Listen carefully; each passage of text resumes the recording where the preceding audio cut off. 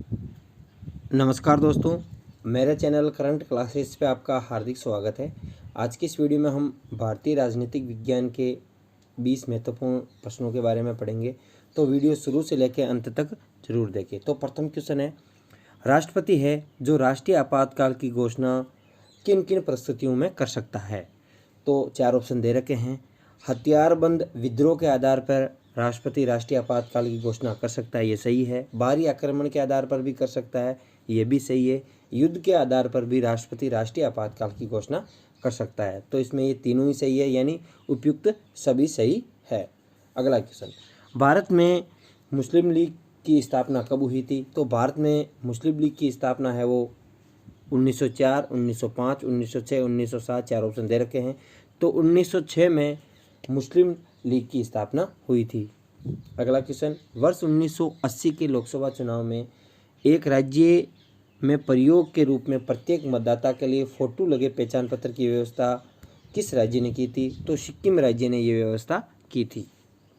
अगला क्वेश्चन, 14 अगस्त 2007 को संसद द्वारा भारतीय संविधान में संशोधन के उपरांत अब अनुसूचित जाति की सूची में जातियों की संख्या कितनी है। तो चार ऑप्शन दे रखे हैं, 607, 1206, 1410, 1500। तो 1206 इसका सही आंसर है। अगला क्वेश्चन, पंचायती राज संस्थाओं के संगठन के 2 स्तर होने का सुझाव किसने दिया था। यानी पंचायती राज संगठन है वो द्विस्तरीय होना चाहिए, यह सुझाव किस समिति ने दिया था। तो चार ऑप्शन दे रखे हैं, अशोक मेहता समिति, सादिक अली समिति, राजमन्ना समिति, सरकारिया आयोग। तो इसका आंसर है अशोक मेहता समिति। अगला क्वेश्चन, क्या राज्यपाल द्वारा जिला न्यायाधीशों की नियुक्ति में उच्च न्यायालय से सलाह लेना अनिवार्य है। नहीं, हाँ, कुछ मामलों में अस्पष्ट। यानी यदि राज्यपाल जिला न्यायाधीशों की नियुक्ति करता है तो उच्च न्यायालय से सलाह लेना उसके लिए अनिवार्य है, यानी हाँ। अनुच्छेद 233 में इसका वर्णन मिलता है।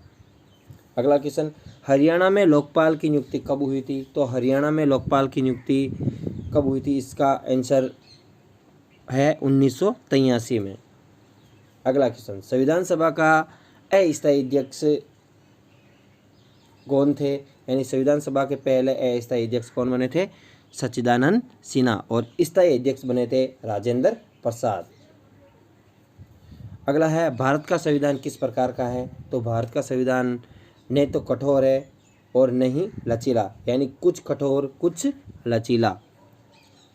अगला क्वेश्चन, भारत राज्य के नीति निर्धारित सिद्धांतों को, यानी नीति निर्धारण के सिद्धांतों को किस देश के संविधान से ग्रहण किया गया है। तो चार ऑप्शन दे रखे हैं। तो आयरलैंड गणराज्य से ये सिद्धांत ग्रहण किए गए हैं। संविधान में राज्यपाल की नियुक्ति व कार्यकाल से संबंधित अनुच्छेद कौन सा है। तो राज्यपाल की नियुक्ति और उसके कार्यकाल से संबंधित अनुच्छेद है 155। अगला क्वेश्चन, किस राज्य के नाम में, यदि किसी राज्य के नाम में परिवर्तन करने का अधिकार किसे प्राप्त है। तो परिवर्तन करने का अधिकार है वो भारतीय संसद को प्राप्त है। अब है, चार ऑप्शन दे रखे हैं, कौन सा युग्म सही है। भारत का सर्वोच्च न्यायालय अनुच्छेद 318, ये गलत है। भारत का निर्वाचन आयोग अनुच्छेद 324, तो यह इसका आंसर सही है। भारतीय संविधान के लिए मसौदा तैयार करने वाली समिति के अध्यक्ष कौन थे। तो मसौदा तैयार करने वाली समिति के अध्यक्ष थे डॉक्टर भीमराव अम्बेडकर। अगला क्वेश्चन, संपूर्ण भारतीय संविधान के निर्माण में संविधान सभा को कितना समय लगा था। तो संविधान निर्माण करने में संविधान सभा को 2 वर्ष 11 माह 18 दिन का समय लगा। अगला क्वेश्चन, केंद्र और राज्य के बीच वैधानिक शक्तियों का बंटवारा किस अनुसूची में दिया गया है। तो किस अनुसूची में इसका वर्णन है। तो आप जानते हैं 7वीं अनुसूची में इसका वर्णन दिया गया है। निम्नलिखित में से कौन सा कथन सत्य है। तो चार ऑप्शन दे रखे हैं, उपराष्ट्रपति का चुनाव 6 वर्ष की अवधि के लिए होता है, यह गलत है। उपराष्ट्रपति के पद, यानी उपराष्ट्रपति का चुनाव 5 वर्ष के लिए होता है। उपराष्ट्रपति के पद पर चुनाव के लिए व्यक्ति को राज्यसभा का सदस्य होना जरूरी है, ये कोई जरूरी नहीं है। उपराष्ट्रपति के चुनाव का निर्वाचक मंडल राष्ट्रपति के चुनाव के निर्वाचक मंडल से भिन्न होता है, यह सत्य है। अगला क्वेश्चन, निम्नलिखित में से कौन सी भारत के राष्ट्रपति के लिए आवश्यक योग्यता नहीं है।